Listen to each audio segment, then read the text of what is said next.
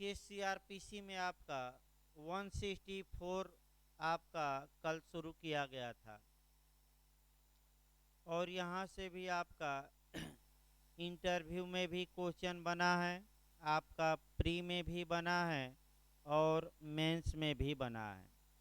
यानी कि pre, mains और इंटरव्यू तीनों में आपका सीआरपीसी की धारा 164 से क्वेश्चन बन चुका है। कल सामान्य बातें पूरी तरह बताई गई थी। प्रश्न बना लिया जाए, उसी में आपका समझाते समय इंटरव्यू का भी क्वेश्चन बताया जाएगा। प्रश्न ये बनता है कि संस्वीकृति यानी कि कन्फेशन और कथनों को कैसे लिखा जाता है, इसकी प्रक्रिया का उल्लेख करिए मजिस्ट्रेट द्वारा। तो 164 आपको कवर करना है। अगला क्वेश्चन इसमें बन जाता है कि कन्फेशन और स्टेटमेंट यानी कि संस्वीकृति और कथन में डिफरेंस बताइए। तो लास्ट में आपका डिफरेंस या अंतर बताया जाएगा। लेकिन आइए शुरुआत करते हैं एक एक शब्दों से, एक एक खंडों से, और आपका कैसे टेक्निकल क्वेश्चन बनता है वे भी हमें देखना है। देखिए, संस्वीकृति और कथनों को अभिलिखित करना। पहला क्लास देखिए सीआरपीसी की धारा 164 का। कोई महानगर मजिस्ट्रेट या न्यायिक मजिस्ट्रेट यानी कि पहला पॉइंट आपका सीआरपीसी की धारा 164 में जो पहला क्लाज है, इसमें पहला पॉइंट ये मिला कि कन्फेशन और स्टेटमेंट रिकॉर्ड करने के लिए कौन सक्षम है। तो आपका जवाब रहेगा कोई महानगर मजिस्ट्रेट यानी कि मेट्रोपॉलिटन मजिस्ट्रेट, कोई महानगर मजिस्ट्रेट, या दूसरा दिया है कोई न्यायिक मजिस्ट्रेट। न्यायिक मजिस्ट्रेट यानी कि जुडिशियल मजिस्ट्रेट। पहले एक एक शब्दों को निकाल लिया जाए। चाहे उसे उस मामले में अधिकारिता हो या न हो। यानी कि अगला पॉइंट ये मिलता है कि क्या ऐसे मजिस्ट्रेट को उस मामले में अधिकारिता या जुरिडिक्शन होना आवश्यक है कि नहीं। तो आपका जवाब रहेगा कि उस मामले में जांच या विचारण की अधिकारिता उसे होना आवश्यक नहीं है। फिर दिया है बेरेक, इस अध्याय के अधीन, इस अध्याय का मतलब कि अध्याय 12 चल रहा है, इस अध्याय के अधीन या तत्समय प्रवृत्त किसी विधि के अधीन यानी कि कोई स्पेशल लॉ या लोकल लॉ है और उस स्पेशल लॉ या लोकल लॉ में इसका प्रावधान किया गया है कन्फेशन या स्टेटमेंट लिखने का। हाँ, किसी अन्य विधि के अधीन अन्वेषण के दौरान या तत्पश्चात जांच या विचारण के प्रारंभ होने के पूर्व। ये पॉइंट काफ़ी महत्वपूर्ण है कि किस दरमियान ये कथन और संस्वीकृति लिखी जाती हैं। तो स्पष्ट रूप से कानून कहता है कि अन्वेषण के दौरान लिखी जा सकती है। तत्पश्चात, तत्पश्चात आपका जांच या विचारण के पूर्व, जांच या विचारण के पूर्व। यहाँ से भी आपका अच्छा क्वेश्चन बनता है।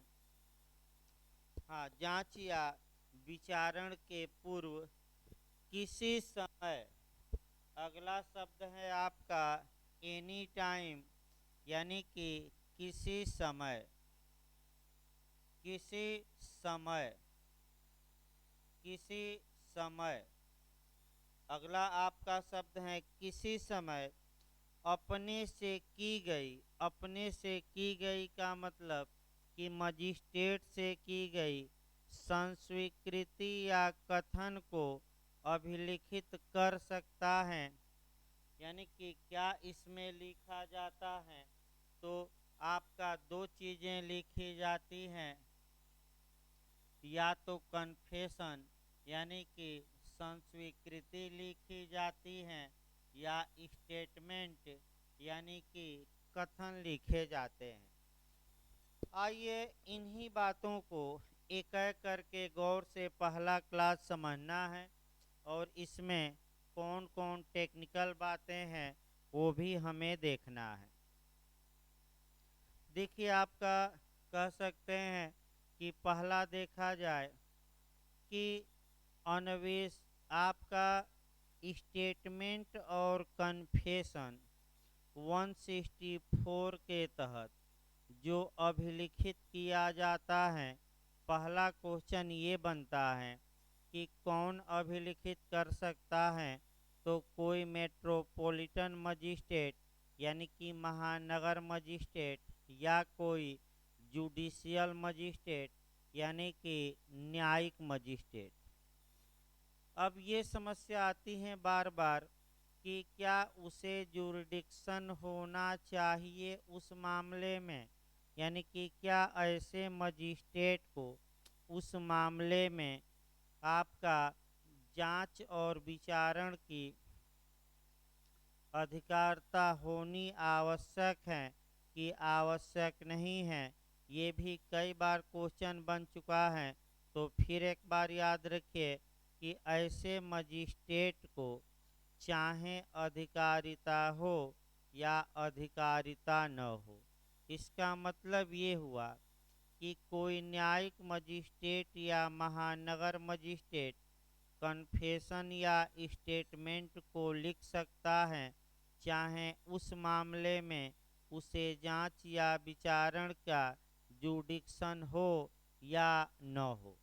अब समस्या यहाँ ये उत्पन्न होगी कि अगर ऐसे मजिस्ट्रेट को जांच या विचारण की अधिकारता नहीं है, तो मजिस्ट्रेट ऐसा कन्फेशन या स्टेटमेंट लिखकर क्या करेंगे, तो स्पष्ट रूप से अगले खंडों में मिलेगा कि ऐसा मजिस्ट्रेट अधिकारता वाले मजिस्ट्रेट को कन्फेशन या स्टेटमेंट भेज देगा लिखने के बाद। तीसरा आपका सबसे महत्वपूर्ण पॉइंट है कि किस दरमियान, किस दौरान ये 164 के तहत स्टेटमेंट या कन्फेशन लिखा जाता है। ये क्वेश्चन इंटरव्यू में भी पूछा गया है और प्री में भी पूछा गया है।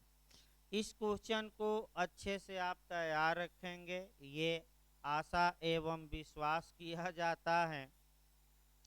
प्री में भी आ चुका है, ये क्वेश्चन इंटरव्यू में भी आ चुका है। पहला आपका मॉडल बना दिया जाए कि किस दौरान 164 के तहत स्टेटमेंट या कन्फेशन रिकॉर्ड किया जाता है। तो पहले तो 4 ऑप्शन देगा: इन्वेस्टिगेशन के दौरान, इंक्वायरी के दौरान, ट्रायल के दौरान, उपयुक्त सभी। तो ऐसी दशा में आप इन्वेस्टिगेशन के दौरान मारेंगे, यानी कि अन्वेषण के दौरान, यानी कि तफ्तीश के दौरान ही 164 लागू होगी। आपका जांच या विचारण के प्रक्रम पर 164 के तहत कन्फेशन या स्टेटमेंट रिकॉर्ड नहीं किया जाएगा। अगला पॉइंट ये बन सकता है नया कि अन्वेषण के दौरान दे दे और फिर दे दे तत्पश्चात जांच या विचारण के पूर्व। तो ये सही मारिएगा यानी कि इंक्वायरी और ट्रायल के पूर्व 164 का बयान या कन्फेशन रिकॉर्ड किया जा सकता है। अब आपका समस्या ये आती है कि आखिर इंक्वायरी या जांच कहाँ से प्रारंभ होती है, और इसमें भी एक टेक्निकल क्वेश्चन आपका बनता है। वह क्वेश्चन आपको याद रखना है। एक टेक्निकल क्वेश्चन हम भी बनाते हैं इंटरव्यू के लिए। जो इंक्वायरी होती है मुख्य रूप से अपराध के कॉग्निजेंस यानी कि अपराध के संज्ञान से शुरू होती है।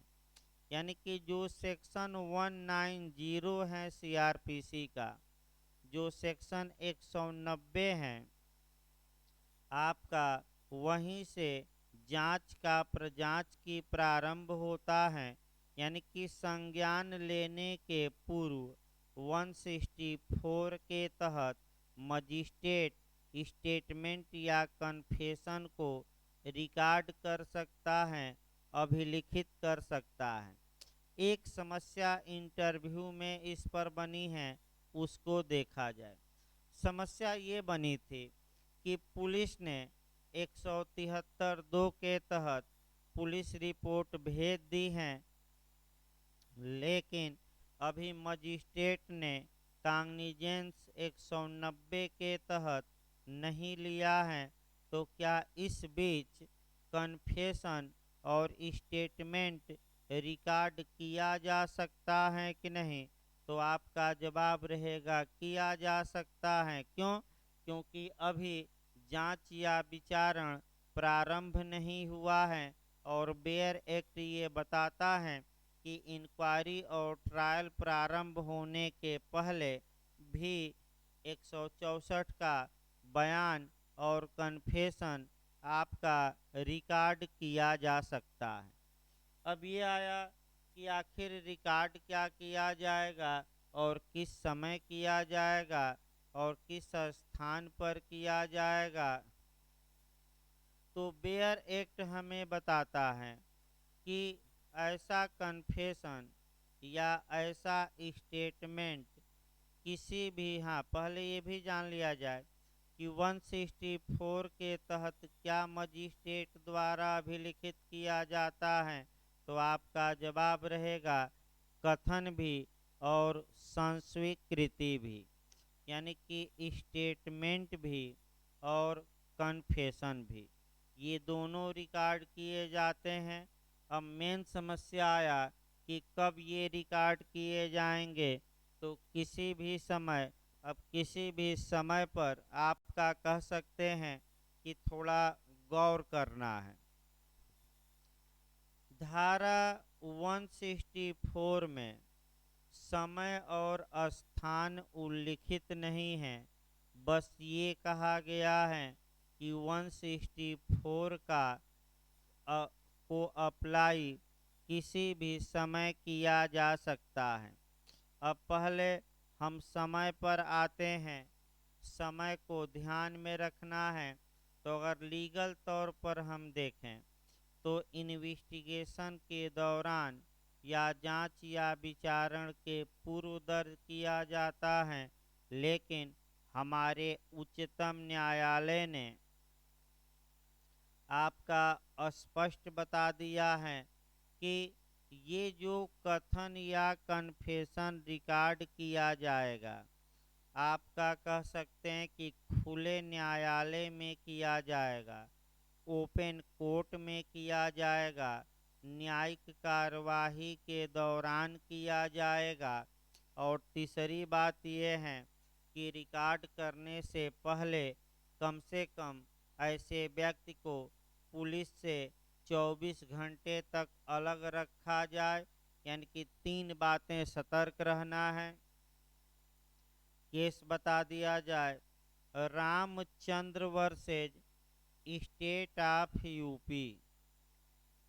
Ramchandra versus state of UP के वाद में उच्चतम न्यायालय ने ये स्पष्ट किया कि ऐसा कथन खुले न्यायालय में दर्ज होगा।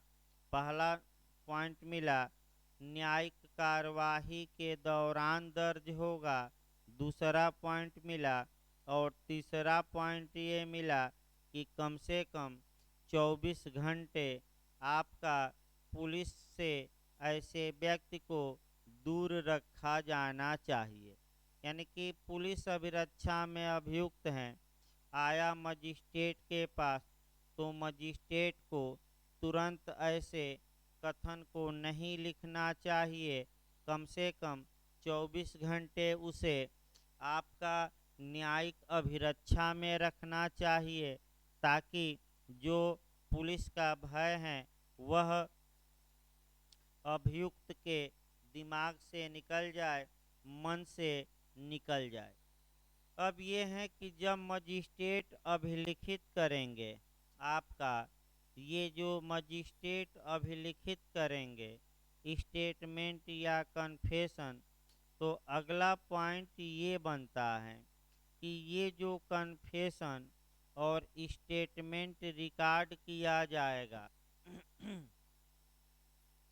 ये आपका कह सकते हैं कि मजिस्ट्रेट की साक्षात उपस्थिति में रिकॉर्ड किया जाएगा। यहाँ भी आपका क्वेश्चन बन चुका है कि मजिस्ट्रेट की साक्षात उपस्थिति का मतलब क्या हुआ। तो इसका मतलब बताइएगा कि जिस कमरे में कन्फेशन हो रहा है उसी कमरे में, उसी रूम में मजिस्ट्रेट का होना आवश्यक है। ये याद रखिए, उसी कमरे में मजिस्ट्रेट को होना आवश्यक है जिस कमरे में ये रिकॉर्ड हो रहा है। फिर अगला क्वेश्चन ये बनता है यहाँ से कि ये जो आपका कन्फेशन है यह किसके विरुद्ध साक्ष्य में प्रयोग किया जाएगा। तो जो व्यक्ति कन्फेशन किया है केवल और केवल उसी के विरुद्ध ये साक्ष्य में प्रयोग किया जाएगा। फिर अगला क्वेश्चन, ये जो कन्फेशन लिखा जा रहा है इसका ढंग क्या होगा, मेथड क्या होगा, तरीका क्या होगा। तो आपका जवाब रहेगा कि इसके तरीके का वर्णन सीआरपीसी की धारा 281 में किया गया है, धारा 281 में किया गया है, और ये जो है आपका प्रश्न उत्तर के रूप में लिखा जाएगा। तो इस प्रकार आपका पहला क्लास बताया गया और पहले क्लास में कौन कौन सी बातें थी आपका ये बताया गया।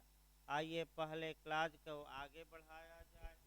आपका पहले क्लास में दो प्रोविजो हैं, ये भी अब काफ़ी महत्वपूर्ण है। पहले क्लास में दो प्रोविजो हैं, ये देखा जाए, दो परंतुक हैं। देखिए, परंतु इस उपधारा के अधीन की गई कोई संस्वीकृति या कथन किसी अपराध के अभियुक्त व्यक्ति के अधिवक्ता की उपस्थिति में श्रव्य दृश्य इलेक्ट्रॉनिक साधनों द्वारा भी अभिलिखित किया जा सकेगा। यानी कि 2008 में 2008 में यह प्रोविजो जोड़ा गया और ऑडियो वीडियो इलेक्ट्रॉनिक के माध्यम से, यानी कि ऑडियो वीडियो इलेक्ट्रॉनिक के माध्यम से भी ऐसे अभियुक्त की अधिवक्ता की उपस्थिति में ये कथन रिकॉर्ड किया जा सकता है। यानी कि सशरीर मजिस्ट्रेट के समक्ष अब लाने की आवश्यकता नहीं है। ये जो कथन है ये ऑडियो वीडियो के माध्यम से भी रिकॉर्ड किया जा सकता है। फिर देखिए अगला परंतु का आपका, परंतु यह और कि किसी पुलिस अधिकारी द्वारा जिसे तत्समय प्रवृत्त किसी विधि के अधीन मजिस्ट्रेट की कोई शक्ति प्रदान की गई है, कोई संस्वीकृति अभिलिखित नहीं की जाएगी। इसका मतलब ये हुआ कि अगर कोई पुलिस अधिकारी है और उसे मजिस्ट्रेट की यानी कि जुडिशियल मजिस्ट्रेट का कोई पावर प्रदान किया गया है, तो क्या वह पुलिस अधिकारी ऐसे कन्फेशन को अभिलिखित कर सकता है कि नहीं? तो आपका जवाब रहेगा कि पुलिस अधिकारी ऐसे कन्फेशन को अभिलिखित करने की अधिकारता नहीं रखेगा, भले वह न्यायिक मजिस्ट्रेट की शक्तियों से लैस हो। आइए क्लाज 2 देखा जाए। जहाँ तक क्लाज 2 की बात है, क्लाज 2 के तहत आपका सावधानी का नियम है, सतर्कता का नियम है कह सकते हैं, या सावधानी का नियम है। क्यों क्लाज 2 बनाया गया, इसके पहले की क्लाज 2 शुरू किया जाए 164 का, इसका उद्देश्य बताया जाए। देखिए, संस्वीकृति का मतलब होता है, अर्थात कन्फेशन का मतलब होता है कि किसी अपराध के अभियुक्त व्यक्ति द्वारा अपने द्वारा किए गए अपराध को स्वीकार कर लेना। यानी कि कोई अपराध का अभियुक्त व्यक्ति इस बात को स्वीकार करता है कि अभिकथित अपराध उसने ही किया, इसी को कन्फेशन कहा जाता है। संस्वीकृति के लिए यह आवश्यक है कि वह संस्वीकृति आपका स्वैच्छिक हो। स्वैच्छिक का मतलब वॉलेंट्री हो, आपका कोई जोर जबरदस्ती कराकर, भय दिखाकर न कराई गई हो। चूँकि 164 के तहत मजिस्ट्रेट संस्वीकृति अभिलिखित करते हैं, अतः ऐसी दशा में मजिस्ट्रेट का यह कर्तव्य है कि वह ये देखे कि क्या अभियुक्त जो कन्फेशन कर रहा है वह स्वैच्छिक है कि नहीं। अतः कुछ प्रक्रिया बनाई गई है कि जब भी मजिस्ट्रेट संस्वीकृति अभिलिखित करेंगे तो अभियुक्त को कुछ बातों की चेतावनी देंगे। अब कौन कौन सी बातों की चेतावनी देंगे और इसी के साथ कोरिलेट करना है एविडेंस की धारा 29। तो पहले आपका क्लाज 2 देखा जाए कि क्लाज 2 में कौन कौन बातें हैं, और फिर हम इसको जोड़ते हैं एविडेंस की धारा 29 से। देखिए क्लाज 2 में आपका 164 के क्लाज 2 में कौन कौन बातें पहले निकाल लिया जाए कि क्या क्या बातें बताई गई हैं। बेयर एक्ट देखिए भाई, जहाँ तक बेयर एक्ट की बात है, बेयर एक्ट ये बताता है कि मजिस्ट्रेट किसी ऐसी संस्वीकृति को अभिलिखित करने के पूर्व उस व्यक्ति को जो संस्वीकृति कर रहा है यह समझाएगा कि वह ऐसी संस्वीकृति करने के लिए आबद्ध नहीं है। यानी कि मजिस्ट्रेट ऐसे अभियुक्त को समझाएंगे संस्वीकृति अभिलिखित करने के पूर्व कि वह संस्वीकृति करने के लिए बाउंड नहीं है, बाध्य नहीं है, यानी कि आबद्ध नहीं है। चाहे तो कन्फेशन वह करे और चाहे तो न करे, पहला। दूसरा, और यदि वह उसे करेगा तो वह संस्वीकृति उसके विरुद्ध साक्ष्य में उपयोग में लाई जा सकती है। यानी कि दूसरा बता देंगे कि जब तुम कन्फेशन करोगे तो ये जो तुम्हारा कन्फेशन होगा तुम्हारे खिलाफ साक्ष्य में प्रयोग किया जा सकता है। यानी कि जब इंक्वायरी और ट्रायल आगे बढ़ेगा तो ये संस्वीकृति तुम्हारे खिलाफ एविडेंस में प्रयोग की जा सकती है। अगला देखिए इसमें, और मजिस्ट्रेट कोई ऐसी संस्वीकृति तब तक अभिलिखित न करेगा जब तक उसे करने वाले व्यक्ति से प्रश्न करने पर उसको यह विश्वास करने का कारण न हो कि वह स्वेच्छा से की गई है। इसका मतलब ये हुआ कि संस्वीकृति स्वेच्छा से होनी चाहिए, स्वेच्छा से होनी चाहिए।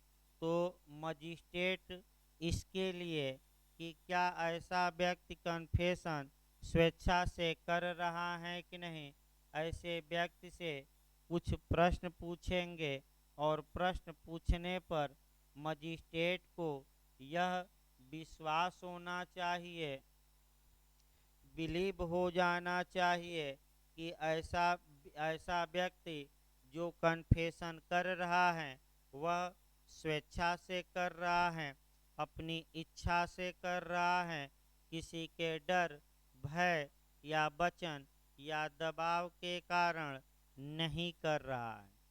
तो आइए आपका क्लास 2 में जो प्रावधान किया गया है यह एक सावधानी का नियम है, सतर्कता का नियम है, प्रज्ञा का नियम है। और आपका प्रज्ञा का नियम सावधानी का नियम क्या बताता है? सावधानी के 3 नियम हैं। मजिस्ट्रेट द्वारा किसी अभियुक्त से संस्वीकृति लिखने के पूर्व किसी अभियुक्त के 3 बातें अभियुक्त को बताई जाएगी। पहली बात बताई जाएगी कि वह संस्कृति करने के लिए बाध्य नहीं है, चाहे तो वह कन्फेशन करे और चाहे तो न करे। दूसरी चेतावनी ये दी जाएगी कि यदि तुम कन्फेशन करते हो तो ये जो कन्फेशन होगा ये तुम्हारे खिलाफ साक्ष्य में प्रयोग किया जाएगा। और तीसरी बात, तुम जो भी कन्फेशन करना स्वेच्छा से करना, और कन्फेशन स्वेच्छा से व्यक्ति कर रहा है कि नहीं इसके लिए मजिस्ट्रेट अभियुक्त से कुछ प्रश्न पूछेंगे, अभियुक्त उसका जवाब देगा। तब मजिस्ट्रेट को अगर ये विश्वास हो गया, बिलीव हो जाता है कि हाँ अभियुक्त स्वैच्छिक रूप से संस्वीकृति करना चाहता है, तब ऐसी दशा में कन्फेशन लिखा जाएगा। अब इसी के साथ आपका एविडेंस का सेक्शन 29 कवर करना है और एक केस भी याद रखना है। देखिए इसी के साथ आपका पढ़ना है एविडेंस की धारा, यानी कि साक्ष्य अधिनियम की धारा 29 को कवर करना है। और एक जो केस है वो सिंघाड़ा सिंह,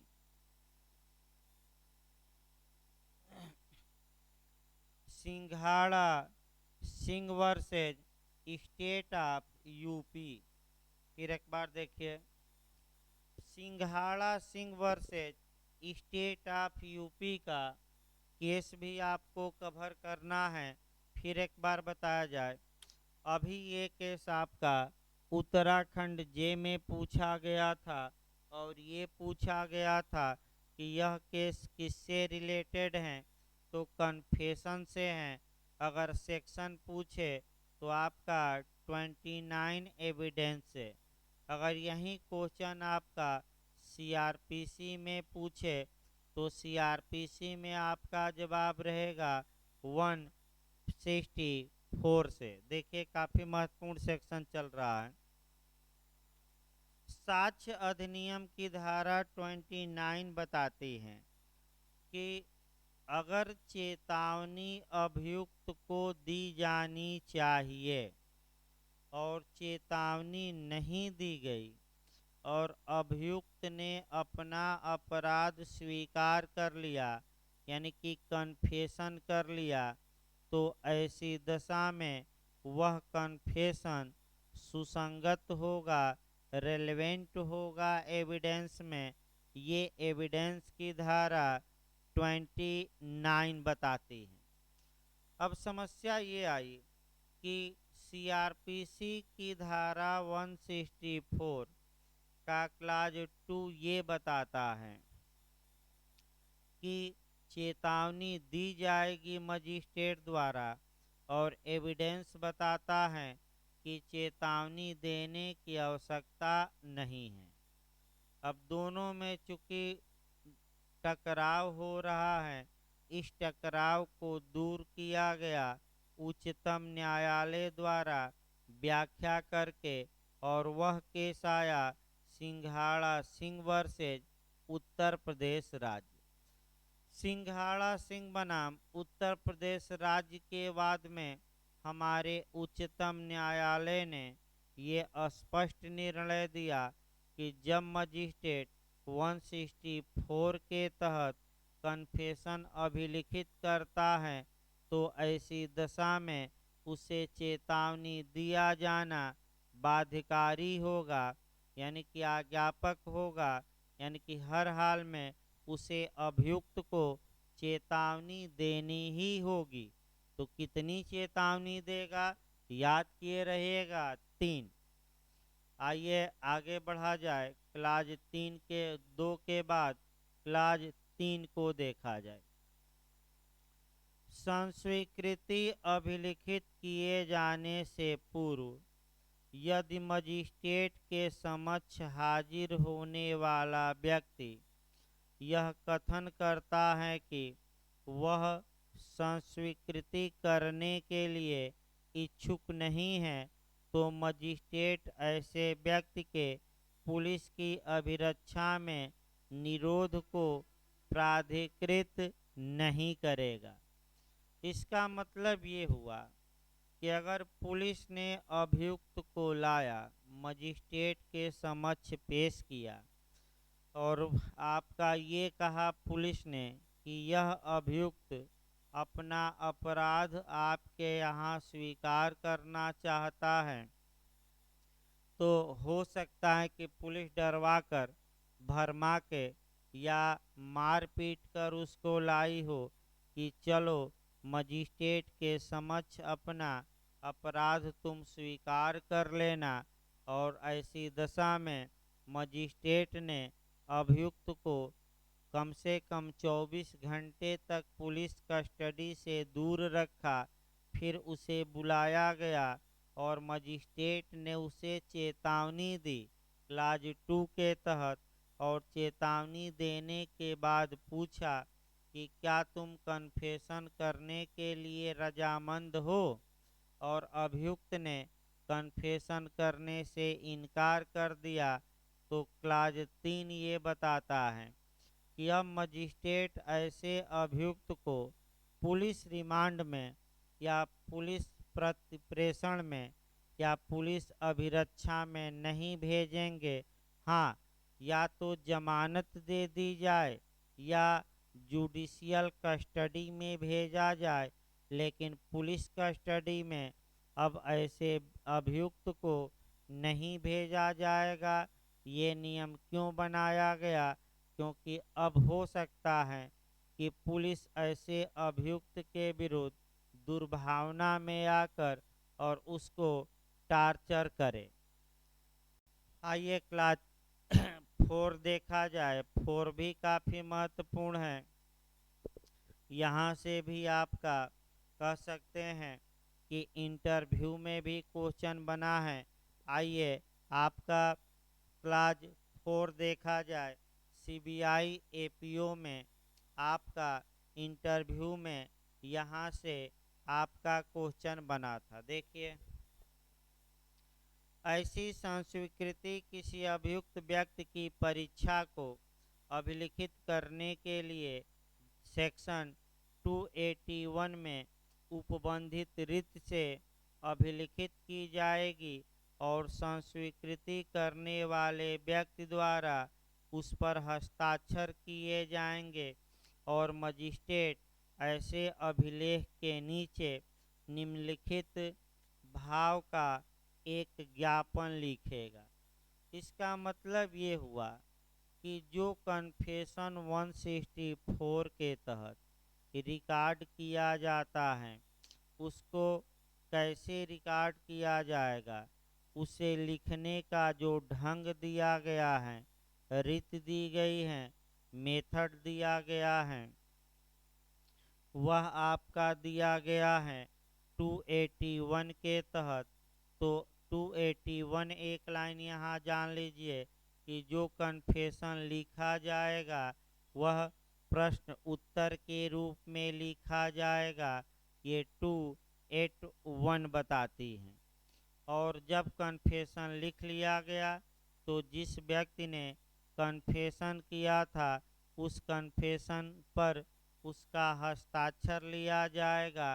तत्पश्चात मजिस्ट्रेट एक नोट लिखेंगे और उसके बाद मजिस्ट्रेट का हस्ताक्षर होगा।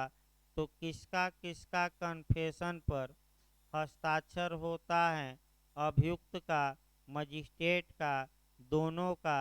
तो आपका जवाब रहेगा दोनों का। तो आखिर मजिस्ट्रेट कन्फेशन के नीचे कौन सा आपका माने ज्ञापन लिखेंगे और तत्पश्चात हस्ताक्षर करेंगे, डेट डाल देंगे। तो ज्ञापन का मॉडल आपका क्लाज 4 में दिया गया है। देखिए ज्ञापन का मॉडल, मैंने यानी कि मजिस्ट्रेट अपना नाम लिखेंगे। मजिस्ट्रेट ये लिखेंगे कि मैंने मतलब मजिस्ट्रेट अपना नाम लिखेंगे। को यह समझा दिया है, को यह समझा दिया मैंने अभियुक्त को यह समझा दिया है कि वह संस्वीकृति करने के लिए आबद्ध नहीं है, यानी कि बाध्य नहीं है, और यदि वह ऐसा करता है तो कोई संस्कृति जो वह करेगा उसके विरुद्ध साक्ष्य में उपयोग में लाई जा सकती है। और मुझे विश्वास है, केवल संदेह नहीं बल्कि विश्वास होना चाहिए, मुझे विश्वास है कि यह संस्वीकृति स्वेच्छा से की गई है। यानी कि मजिस्ट्रेट ये लिखेंगे कि उनको विश्वास है कि यह कन्फेशन स्वेच्छा से की गई है, यह मेरी उपस्थिति में और मेरे सुनते हुए लिखी गई है, ये भी लिखेंगे मजिस्ट्रेट। और जिस व्यक्ति ने यह संस्वीकृति की है उसे यह पढ़कर सुना दी गई है और उससे उसका सही होना स्वीकार किया गया है। यानी कि संस्कृति लिखने के बाद अभियुक्त को पढ़कर सुना दिया गया है और अभियुक्त ने उस कन्फेशन को सत्य होना स्वीकार कर लिया है और उसके द्वारा किए गए कथन का पूरा और सही वृत्तांत यानी कि इसमें है, यानी कि पूरी बातें लिखी गई हैं, आपका आधी अधूरी नहीं लिखी गई हैं, बातें सही सही लिखी गई हैं। तत्पश्चात मजिस्ट्रेट अपना हस्ताक्षर करेंगे। अब इंटरव्यू में ये पूछा गया था आपका कि जब कन्फेशन मजिस्ट्रेट लिख लेता है तो अभियुक्त को एक प्रमाण पत्र देता है, उसे क्या कहा जाता है? तो जब मजिस्ट्रेट कन्फेशन लिख लेता है तो अभियुक्त को एक प्रमाण पत्र देगा और उस प्रमाण पत्र को कहा जाता है संतुष्टि प्रमाण पत्र। संतुष्टि प्रमाण पत्र यानी कि सेटिस्फेक्शन सर्टिफिकेट कहा जाता है, संतुष्टि प्रमाण पत्र। ये आपका सीबीआई एपीओ के इंटरव्यू में भी आपका पूछा गया था। आइए जहाँ तक क्लाज 5 की बात है, अब क्लाज 5 में स्टेटमेंट की बात की गई है, यानी कि कथन की।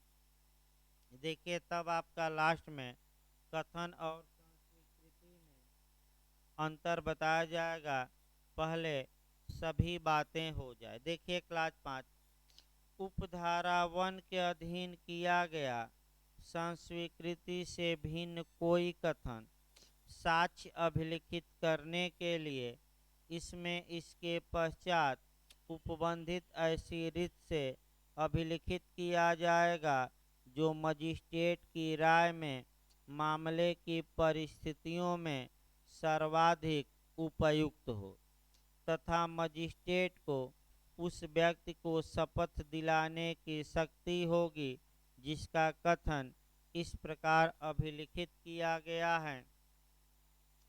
देखिए, मजिस्ट्रेट के समक्ष जो स्टेटमेंट होगा, स्टेटमेंट कोई भी व्यक्ति दे सकता है, चाहे वह पीड़ित हो, अभियुक्त हो, गवाह हो। यानी कि स्टेटमेंट या कथन कोई भी व्यक्ति अभिलिखित करवा सकता है। जो व्यक्ति स्टेटमेंट देता है उसे शपथ दिलवाई जा सकती है कि शपथ पत्र पर आपका शपथ दिलवाई जा सकती है। यानी कि मजिस्ट्रेट शपथ दिलवा सकता है।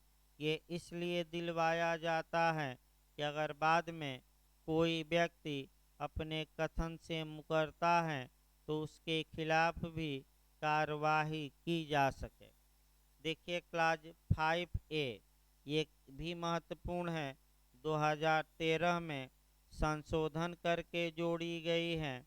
आपका क्लाज 5A और दुराचार के मामलों में इत्यादि मामलों में आपका इसीलिए ज़्यादातर ये आपका जोड़ा गया, और फिर कुछ धाराएं 2018 में इसमें प्रतिस्थापित की गई हैं।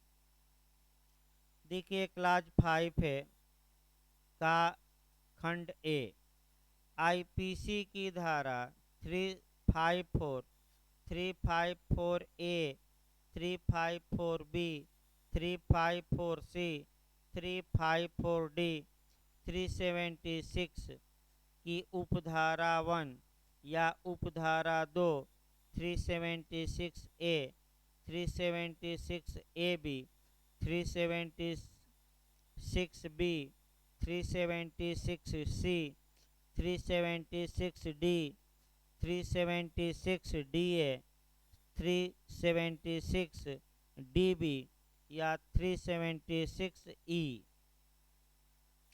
या सेक्शन 509 के अधीन दंडनीय मामलों में न्यायिक मजिस्ट्रेट उस व्यक्ति का जिसके विरुद्ध ऐसा अपराध किया गया है, कथन जैसे ही अपराध का किया जाना पुलिस की जानकारी में लाया जाता है, अभिलिखित करेगा।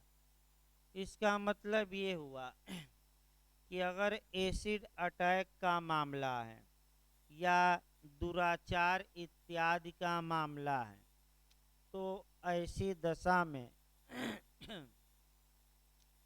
जो पीड़िता होगी आपका, उसका कथन जैसे ही इस अपराध की जानकारी पुलिस को प्राप्त होती है, वैसे ही जितना जल्दी हो सके मजिस्ट्रेट द्वारा ऐसे पीड़िता का स्टेटमेंट दर्ज किया जाएगा। देखिए आपका व्यवहार में होता क्या है कि पीड़िता 164 का बयान दर्ज कराती हैं, स्टेटमेंट देती हैं, शपथ पर देती हैं, और कई बार बाद में कोर्ट में वह पलट जाती हैं, मुकर जाती हैं, विपरीत बात करती हैं कि मैंने स्टेटमेंट दिया ही नहीं या दबाव में दिया। तो ऐसी दशा में पीड़िता पर भी फर्जी स्टेटमेंट या शपथ पर मिथ्या कथन देने करने के लिए मुकदमा चलाया जा सकता है। आइए प्रोविजो देखा जाए। परंतु यदि कथन करने वाला व्यक्ति अस्थायी या अस्थायी रूप से मानसिक या शारीरिक रूप से निःशक्त है तो मजिस्ट्रेट कथन अभिलिखित करने में किसी द्विभाषीय या विशेष प्रबोधक की सहायता लेगा। यानी कि अगर ऐसी पीड़िता मानसिक या शारीरिक रूप से आपका चाहे अस्थायी रूप से या अस्थायी रूप से निःशक्त हैं, अयोग्य हैं, तो मजिस्ट्रेट जब स्टेटमेंट लिखेगा तो ऐसी दशा में किसी ट्रांसलेटर यानी कि दुभाषीय या विशेष प्रबोधक यानी कि जो पीड़िता की बातों को, इशारों को इत्यादि को समझ सके, उसको उसकी सहायता लेगा।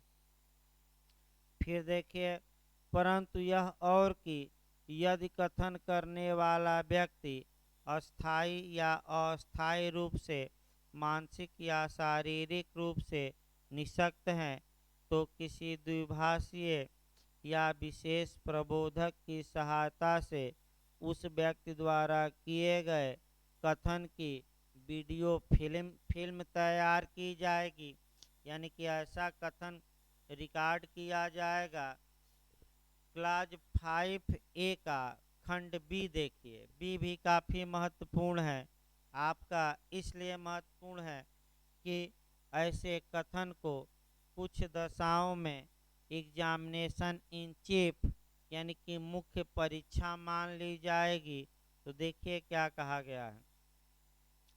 ऐसे किसी व्यक्ति के जो अस्थायी या अस्थायी रूप से मानसिक या शारीरिक रूप से निःशक्त हैं, खंड क के अधीन अभिलिखित कथन को इंडियन एविडेंस एक्ट 1872 के सेक्शन 137 में यथा विनिर्दिष्ट मुख्य परीक्षा के स्थान पर एक कथन समझा जाएगा और ऐसा कथन करने वाले की विचारण के समय उसको अभिलिखित करने की आवश्यकता के बिना ऐसे कथन पर प्रति परीक्षा की जा सकेगी।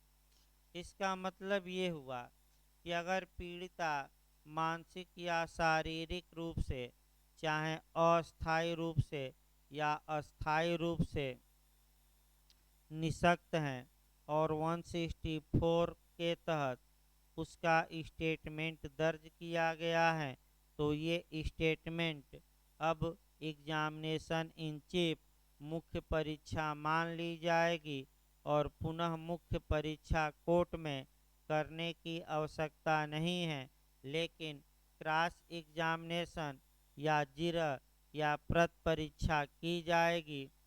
यानी कि केवल मुख्य परीक्षा मानी जाएगी, प्रति परीक्षा की जाएगी। अब आ जाइए क्लास 6। इस धारा के अधीन किसी संस्कृति या कथन को अभिलिखित करने वाला मजिस्ट्रेट उसे उस मजिस्ट्रेट के पास भेजेगा जिसके द्वारा मामले की जांच या विचारण किया जाना है। तो पहले ही बताया गया सेक्शन 164 के क्लाज 1 में ही बताया गया था कि ऐसा न्यायिक मजिस्ट्रेट या महानगर मजिस्ट्रेट स्टेटमेंट या कन्फेशन लिख सकता है जिसे अधिकारता न हो या हो। तो अगर अधिकारता नहीं है तो क्लाज 6 केवल इतना बताता है कि उसे अधिकारता रखने वाले मजिस्ट्रेट के पास ऐसे स्टेटमेंट या कथन को भेज दिया जाएगा। अब आपका लास्ट में इसमें जो पूछा जाता है, इंटरव्यू में भी पूछा जाता है, वो हमें देखना है। आपका सतर्क होकर देखना है कि संस्वीकृति यानी कि आपका 164 के तहत चूंकि कन्फेशन भी लिखा जाता है और कथन भी लिखा जाता है, यानी कि आपका कन्फेशन भी लिखा जाता है और स्टेटमेंट भी लिखा जाता है। तो अब जो क्वेश्चन आपका बनता है कि कन्फेशन और स्टेटमेंट में डिफरेंस क्या है, तो 6-7 अंतर अच्छे से याद रखिएगा। पहला अंतर हम बताते हैं कि संस्वीकृति जो लिखने का आपका प्रावधान किया गया है वह व्यापक किया गया है, यानी कि इसकी एरिया जो है वह आपका वाइड है, जबकि कथन की एरिया या कथन के बारे में प्रावधान जो किया गया है नैरो है, यानी कि सीमित दायरा है। यानी कि संस्कृति लिखने के बारे में व्यापक प्रावधान किए गए हैं, जबकि कथन लिखने के बारे में सीमित प्रावधान किए गए हैं। दूसरा आपका देखा जाए, जो कन्फेशन होता है वह सारवान साक्ष्य होता है, यानी कि सब्टेंसिव एविडेंस होता है, सारवान साक्ष्य होता है। यानी कि इसका मतलब ये हुआ कि केवल और केवल आपका कन्फेशन के आधार पर आपका सजा दी जा सकती है। यानी कि आपका केवल कन्फेशन के आधार पर सजा दी जा सकती है, क्योंकि ये जो कन्फेशन होता है वह सारवान साक्ष्य होता है, जबकि जो स्टेटमेंट होता है वह केवल संपोषक साक्ष्य होता है, कार्बोरेटिंग नेचर का। देखिए, अगर पहला ऑप्शन आए तो संपोषक मारिएगा, सारवान नहीं। संपोषक को आप दो भागों में बांट देंगे। कथन का प्रयोग एविडेंस की धारा आपका 145 के तहत खंडन के लिए किया जा सकता है या 157 के तहत संपुष्टि के लिए। यहाँ थोड़ा फिर एक बार समझिए, फिर एक बार आपका बताया जा रहा है। जो स्टेटमेंट होता है, जो कथन होता है, वह आपका सारवान साक्ष्य नहीं होता, यानी कि सब्टेंसिव एविडेंस नहीं होता। ये कई बार कंपटीशन में आ चुका है, ये गलत न हो। एचजेएस में भी आया है, इंटरव्यू में भी अंतर पूछा जाता है, इसको अच्छे से कंठस्थ करेंगे। फिर एक बार देखिए, कथन जो होता है वह कार्बोरेटिंग नेचर का होता है, संपोषक साक्ष्य होता है। पहला आप बताएंगे, अगर ये पूछे कि सारवान संपोषक, बैठिए, सारवान संपोषक पूछे तो संपोषक मारना है।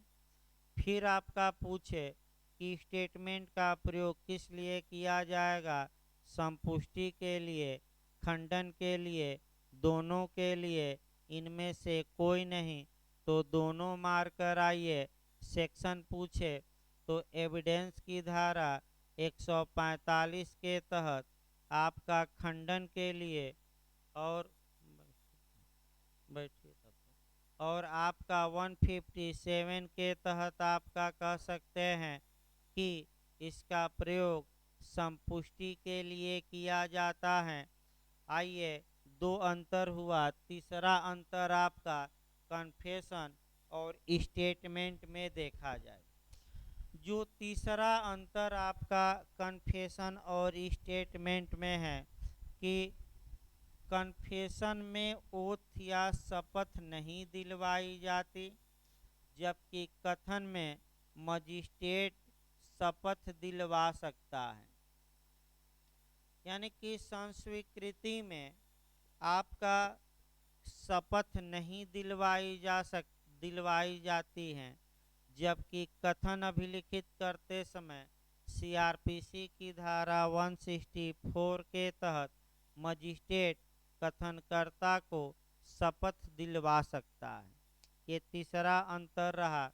चौथा अंतर देखा जाए, कन्फेशन केवल और केवल अपराध के अभियुक्त व्यक्ति द्वारा ही किया जाएगा। यानी कि अगर कन्फेशन करना है तो कौन करेगा, तो केवल और केवल कौन कर सकता है, एक्यूज्ड कर सकता है या अभियुक्त। जबकि जो स्टेटमेंट है, जो कथन है, यह कोई भी व्यक्ति कर सकता है। यानी कि विटनेस भी कर सकता है, पीड़ित भी कर सकता है, कोई रोक टोक नहीं है। ये भी अंतर अच्छे से याद रखिए। कन्फेशन केवल कौन कर सकता है, अभियुक्त कर सकता है, और कथन कौन कर सकता है, तो कोई भी व्यक्ति। पांचवा जो अंतर आपका आता है वह ये आता है चेतावनी का। पांचवा अंतर आप चेतावनी से देखेंगे। चेतावनी से देखिए पांचवा अंतर, कन्फेशन के पूर्व चेतावनी का दिया जाना बाध्यकारी है। अभी हमने बताया कि जो चेतावनी मजिस्ट्रेट देंगे वह 3 चेतावनी देंगे अभियुक्त को। पहला देंगे कि अभियुक्त कन्फेशन करने के लिए बाध्य नहीं है। दूसरा ये देंगे कि अगर वह कन्फेशन करता है तो उसके विरुद्ध वह कन्फेशन साक्ष्य में प्रयोग किया जाएगा। और तीसरा, जो भी कन्फेशन करना स्वैच्छिक रूप से करना, स्वैच्छिक रूप से किया जाए। ये 3 चेतावनी देना बाध्यकारी है। जबकि कथन में ऐसी कोई चेतावनी की आवश्यकता नहीं है। यानी कि कथन में चेतावनी के बारे में कोई प्रावधान नहीं है। आइए अगला अंतिम देखा जाए। आइए अंतिम आपका छठवां ये है अंतर कन्फेशन में, कि कन्फेशन के तहत अभियुक्त अपने द्वारा किए गए अपराध को स्वीकार करता है। जबकि कथन में किसी तथ्य के बारे में स्वीकृति की जाती है। यानी कि किसी तथ्य के बारे में स्वीकृति की जाती है। यानी कि कन्फेशन में अभियुक्त द्वारा अपने द्वारा किए गए ऑफेंस को एक्सेप्ट किया जाता है। जबकि स्टेटमेंट में किसी भी तथ्य के बारे में बातों को स्वीकार किया जा सकता है। यह आवश्यक नहीं है कि वह अपराध ही हो, कोई भी तथ्य स्वीकार किया जा सकता है। जैसे पीड़िता द्वारा यह कहना कि मेरे साथ दुराचार हुआ है, ये आपका कन्फेशन न होकर स्टेटमेंट माना जाएगा। वह इस तथ्य को, इस फैक्ट को एक्सेप्ट कर रही है। इस प्रकार आपका 6 अंतर मुख्य मुख्य बताया गया कन्फेशन और स्टेटमेंट में। ये अंतर मेंस में भी पूछा जाता है और प्री में भी और इंटरव्यू